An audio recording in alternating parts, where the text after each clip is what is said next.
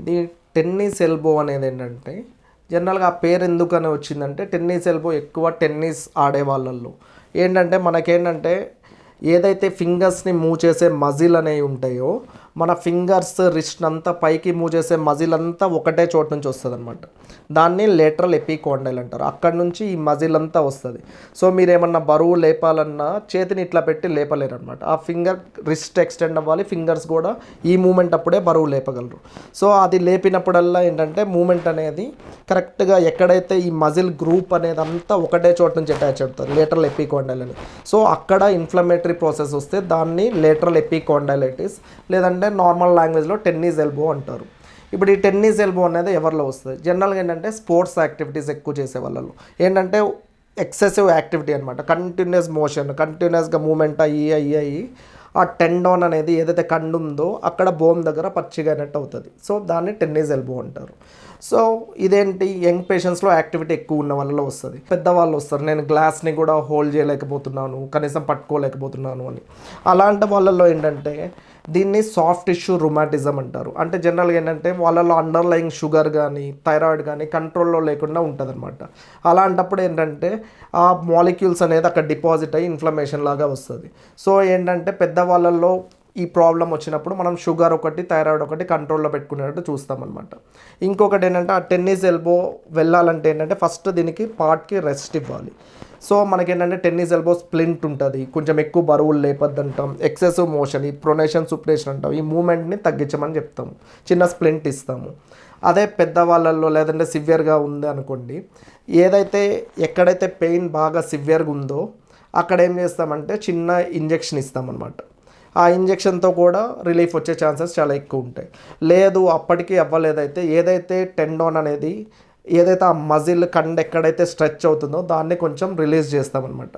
So tennis elbow అనేది first physiotherapy, stretching exercises, కొంచెం activity మోడిఫికేషన్స్తో తగ్గుతుంది.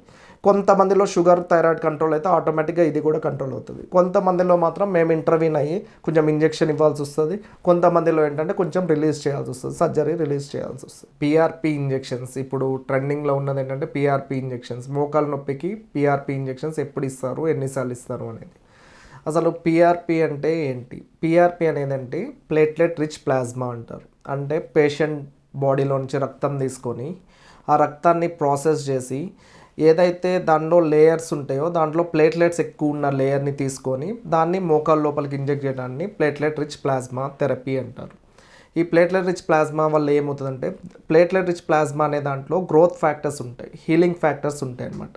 సో అది ఏదైతే డ్యామేజ్ అయిన మోకాల్ని, డ్యామేజ్ అయిన కార్టిలేజ్ని ఎంతో కొంత రిపేర్ చేస్తుందన్న నమ్మకంతో పిఆర్పి ఇంజెక్షన్స్ ఇస్తారనమాట. ఇప్పుడు పిఆర్పి అనేది మోకాళ్ళ నొప్పికే కాకుండా మనకేంటంటే కొన్నిసార్లు ఏంటంటే భుజం నొప్పికి టెన్నిస్ ఎల్బో అంటారు. మీకు ఎల్బో దగ్గర పెయిన్ ఉన్నా లేదంటే డీక్వరెంట్ టినోసైనోవైటిస్ అంటారు, ప్లాంటర్ ఫేషియటిస్ అంటారు, పాదం ప్రతిదానికి ప్లేట్లెట్ రిచ్ ప్లాస్మా అనేది ఇప్పుడు ట్రెండింగ్లో ఉన్నది. ఈ ప్లేట్లెట్ రిచ్ ప్లాస్మా అనేది ఎప్పుడు ఇవ్వాలి, ఎలా ఇవ్వాలి? ప్లేట్లెట్ రిచ్ ప్లాస్మా అనేది ఏంటంటే ఇది ప్రతి స్టేజ్లో ఇది హెల్ప్ అవ్వదు అనమాట. ఏదైతే మోకాలు డ్యామేజ్ ఉందో అది ఇనీషియల్ స్టేజెస్లో, స్టేజ్ 2, స్టేజ్ 3 స్టేజెస్లో ఎంతో కొంత గ్యాప్ మిగిలిన వాళ్ళల్లో, డ్యామేజ్ తక్కువ ఉన్న వాళ్ళల్లో ఈ పిఆర్పి ఇంజెక్షన్స్ అనేది హెల్ప్ అవుతాయి. అలా కాకుండా మొత్తం కంప్లీట్గా డ్యామేజ్ అయిన వాళ్ళల్లో ఇది తీసుకున్నా కూడా రిలీఫ్ అంతా ఎక్కువగా ఉండదన్నమాట. సో ఈ పిఆర్పి ఇంజెక్షన్స్ అనేది జనరల్గా ఏంటంటే స్టేజ్ 2లో చేస్తే రిజల్ట్స్ అనేది చాలా బెటర్ ఉంటుంది అనమాట. అప్పుడు ఏంటంటే జాయింట్ స్పేస్ కరెక్ట్ మెయింటైన్ అవుతుంది, ఏదైతే ఈ హీలింగ్ ఫ్యాక్టర్స్ ఉన్నాయో అది రిపేర్ చేయడానికి హెల్ప్ అవుతుంది అనమాట. సో ఇప్పుడు ఆ స్టేజ్ 2కి మించి స్టేజ్ 3 అయింది, స్టేజ్ 4 అయింది, ఇది ఒక జస్ట్ ట్రయల్ లాగే వాడతారు తప్పితే అన్నిటికీ మోకాల మార్పిడి అసలు ఆపరేషనే లేకుండా ఇది ఒక్కటే ట్రీట్మెంట్ అనేది కాదు. ఈ పిఆర్పి ఇంజెక్షన్ అనేది ఎన్నిసార్లు ఇస్తాము? జనరల్గా స్టేజ్ 2లో ఉన్నారు పేషెంట్స్, యంగ్ ఏజ్ ఉన్నారు, సో ఫిజికల్ యాక్టివిటీ బాగున్నా అన్న వాళ్ళల్లో ఒక్క ఇంజెక్షన్ కూడా సరిపోతుంది, రిజల్ట్స్ చాలా బాగుంటుంది. కాకపోతే దాంతోపాటు ఫిజియోథెరపీ కూడా చేస్తాం అనమాట. ఏదైతే మజిల్ స్ట్రెంగ్తనింగ్ చేసి ఆ నీని స్ట్రెంగ్తన్ చేస్తాము. అలా కాకుండా కొంచెం ఓల్డ్ ఏజ్, యాక్టివిటీ తక్కువ ఉంది వాళ్ళ వల్ల ఏంటంటే ఈ పిఆర్పి ఇంజెక్షన్ అనేది 3 monthsలో 3 times ఇస్తామన్నమాట.